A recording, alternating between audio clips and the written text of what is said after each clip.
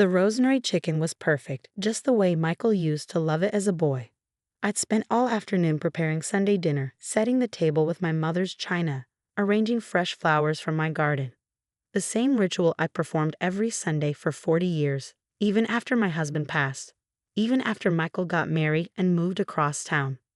Grandma, 6-year-old Lily burst through the door first, wrapping her arms around my waist. 4-year-old James followed, shyer but equally affectionate. "Hello, my darlings," I said, breathing in their sweet scent of playground dirt and strawberry shampoo. Behind them, Michael entered with his briefcase. He always brought work to Sunday dinner now, and behind him, Stephanie. My daughter-in-law stood in the doorway like she was entering a contaminated zone. Designer heels clicked on my hardwood floor as she surveyed my home with barely concealed disdain. After 3 years of marriage, she still looked at everything I owned like it might infect her with poverty or worse, ordinariness. "Hello, Stephanie," I said warmly. "You look lovely." She didn't respond, just moved to the far side of the living room, pulling out her phone. Michael kissed my cheek absently, already scrolling through emails. "Smells great, Mom," he said, not looking up. We gathered at the dining table, the children chattering about school while I served the meal I'd spent hours preparing. Stephanie pushed food around her plate, eating nothing, texting steadily. Michael ate mechanically, eyes on his phone. Only the children seemed present, telling me about their art projects and soccer games. Then it happened. Stephanie suddenly shoved her chair back, hand over her nose. "I can't do this anymore." Everyone froze. "Do what, dear?" I asked, though my heart already knew. "This," she gestured at me with disgust. "You smell like death and decay. It's unbearable. I can't have you around my children anymore." The words hung in the air like a toxic cloud. Lily's eyes went wide. James looked confused. Michael finally looked up from his phone. "Stephanie," he said weakly. "No, Michael. I've tried to be polite, but it's getting worse. She smells like something rotting. Like old people and medicine," and she shuddered dramatically, "death." I set down my fork carefully, my hand surprisingly steady. "I see." "Mom uses lavender soap," Lily said in a small voice. "She smells like flowers." "Quiet, Lily," Stephanie snapped. "You don't understand. Your grandmother is unwell. The smell is probably some disease. It's not safe." I looked at my son, waiting, hoping, praying he would defend me, remember who I was, what I'd sacrificed for him. The nights I'd sat up with him through fever, the jobs I'd worked to pay for his college, the love I poured into every moment of his life. Michael shifted uncomfortably. "Mom, maybe you could see a doctor. Just to check." The betrayal was complete. "Of course," I said quietly. I stood folding my napkin precisely. "I'll go now. I don't want to make anyone uncomfortable." "Grandma, don't go." James reached for me, but Stephanie pulled him back. "Don't touch her," she hissed. "God knows what she's carrying." I gathered my purse, my dignity wrapping around me like armor. At the door, I turned back to see my family, my son avoiding my eyes, his wife triumphant, my grandchildren confused and upset. "I love you all," I said simply. "The leftovers are in the refrigerator." The drive home blurred through tears I wouldn't let fall until I was safely inside my car. Death and decay. The words echoed as I drove, each repetition a fresh wound. The irony was almost too much to bear. Yes, I smelled like death, because I spent my mornings volunteering at the hospice, holding hands of the dying, reading to those who had no one else. The antiseptic smell clung to me despite showers and perfume. Yes, I smelled like decay, because I spent my afternoons at the animal shelter, cleaning kennels, caring for abandoned dogs and cats, many of them elderly and incontinent. Yes, I smelled like medicine, because twice a week, I underwent chemotherapy for the pancreatic cancer that was slowly, quietly killing me. The cancer I hadn't told anyone about because I didn't want pity or forced affection. But Stephanie didn't know any of that. She just knew I wasn't good enough for her image, her pristine life, her sanitized world where everything ugly was hidden away. That night, I made 2 phone calls. First to my oncologist, confirming what I already knew, 3 months, maybe 4. The treatments weren't working, but they were keeping me functional enough to say goodbye on my own terms. The second call was to my lawyer. "Harold, I need to update my will." "Of course, Margaret. What changes?" I thought of Michael's silence, Stephanie's cruelty, my grandchildren who would grow up learning that love was conditional on appearance and smell and social status. Everything. I want to change everything. For the next month, I heard nothing from Michael. No calls, no texts, no Sunday dinners. I continued my routines, hospice, shelter, chemo. I added a new activity, organizing my affairs. $50 million is a lot of money to redistribute, but I had time and purpose. My husband had been a brilliant inventor, creating medical devices that saved lives. We lived modestly, investing everything, planning to leave a legacy for our family. Michael never knew the extent of it. We'd wanted him to build his own life, not wait for an inheritance. Now that inheritance would build something else entirely. I met with directors of charities, toured facilities, made plans. The hospice would get a new wing. The animal shelter would be rebuilt. A foundation would be established for families dealing with cancer. Scholarships for nursing students, funding for elder care programs. Each bequest was carefully planned, each dollar allocated to continue the work I'd done in life. If I smelled like death and decay, then death and decay would benefit from my passing. I was at the hospice, reading to Mrs. Chen when the call came. Unknown number. Hello? Mrs. Patterson. This is Lily. I'm calling from Emma's mom's phone. My granddaughter, whispering like a spy. Hello, sweetheart. Grandma, why don't you come to dinner anymore? Mom says you're sick, but you sound okay. My heart cracked. I'm fine, darling, just busy. I miss you. James misses you. We kept asking Dad, but he says we have to listen to Mom. I miss you too. Mom's coming. I have to go. I love you, Grandma. I love you too, sweet girl. The line went dead. I returned to Mrs. Chen, but the words blurred on the page. Later, the hospice director found me crying in the supply closet. Margaret, are you all right?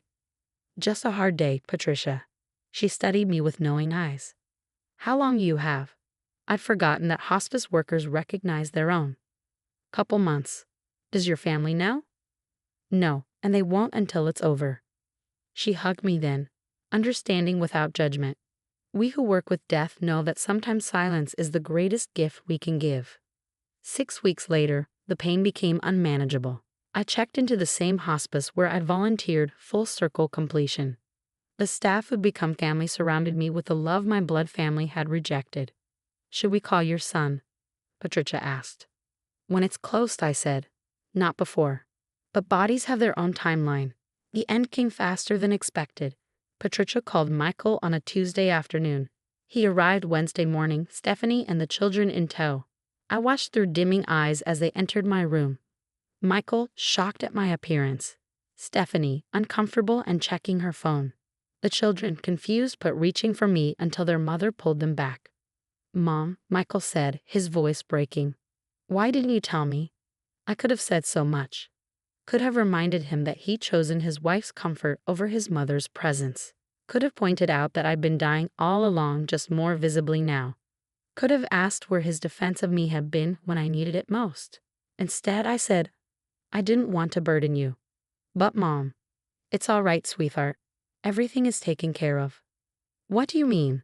Patricia entered then, my chosen family interrupting my biological one. Margaret, should I call Harold? Yes, please. Who's Harold?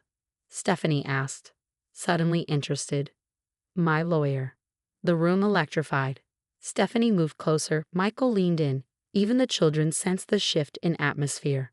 Harold arrived within an hour, briefcase in hand, documents prepared. He'd become a friend over the years, and his eyes were suspiciously moist as he greeted me. Are you sure? He asked quietly. Absolutely. He cleared his throat and addressed the room. Mrs. Patterson has asked me to review her will with the family present. Stephanie practically vibrated with anticipation. Michael tried to look somber but kept glancing at the briefcase. The estate of Margaret and Robert Patterson, valued at approximately $50 million. Stephanie gasped. Michael's mouth fell open. Will be distributed as follows. To the Mercy Hospice Foundation, $15 million for the construction of a new wing dedicated to serving terminal patients regardless of ability to pay. The room went silent. To the Second Chance Animal Shelter, $10 million for expansion and an endowment for perpetual operations. What? Stephanie's voice was shrill. Harold continued steadily. To the Patterson Cancer Support Foundation, newly established $15 million to provide financial assistance to families dealing with cancer treatment. This is insane. Stephanie stood. Michael, do something. But Harold wasn't finished. To various smaller charities and individuals who showed Mrs. Patterson kindness in her final years, $5 million total, distributed as specified in Appendix A. And the family? Michael asked hoarsely. What about the family? Harold looked at me. I nodded. To Michael Patterson, my beloved son, I leave my mother's china, my wedding rings, and all photo albums and family memorabilia. May they remind you of times when love mattered more than appearances. That's it, Stephanie screeched. China and photos. To Lily and James Patterson, my grandchildren, I establish education trusts of $250,000 each to be accessible when they reach age 25, provided they complete 100 hours of volunteer service annually starting at age 16. Where's the rest? Stephanie demanded. There's still $5 million unaccounted for. Harold smiled grimly. The remaining $5 million will be used to establish the Patterson Foundation for Intergenerational Programs, bringing together elderly volunteers and at-risk youth. Because the elderly have much to offer, regardless of how they smell. Stephanie's face went white. She'd understood the message. You can't do this, she hissed at me. We're your family. No, I said quietly. Family shows up. Family doesn't banish you for smelling like the work you do. Family doesn't sit silent while you're called death and decay. Mom, please, Michael begged. I'm sorry. I should have defended you. I should have stood up to her. Yes, I agreed. You should have. Can't you change it? There's still time. Time. I smiled sadly. If I smell like death, Michael, it's because I've spent my time with the dying.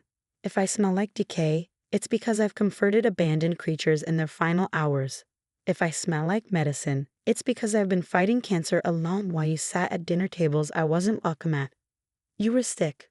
All this time, but you were too busy protecting your wife's delicate nose to notice your mother was dying. Lily broke free from Stephanie and ran to my bed. I don't care how you smell, Grandma. You smell like love. I touched her face gently. Remember that, sweetheart. Remember that love sometimes smells like hard work and sacrifice in places that aren't pretty. This is elder abuse, Stephanie threatened. We'll contest this, Will. You weren't in your right mind. Actually, Harold interjected, Mrs. Patterson has been remarkably clear-minded. Everything is documented, video recorded, and witnessed.